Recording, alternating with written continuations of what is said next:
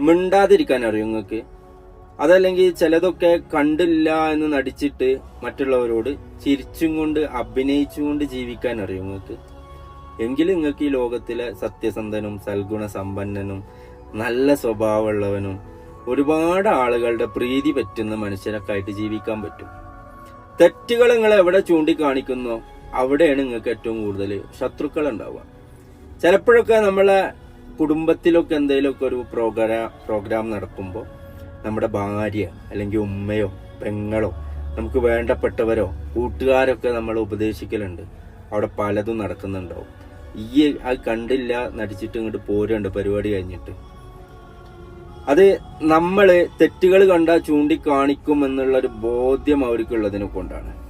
ആ തെറ്റുകൾ ചൂണ്ടിക്കാണിക്കുന്നതിനെ കൊണ്ട് എന്താ ഉണ്ടാവുക? കുടുംബത്തിലും നാട്ടുകാർക്കിടയിലും കൂട്ടുകാർക്കിടയിലും ഒക്കെ നമ്മൾ കൊള്ളരുതാത്തവനും നമ്മൾ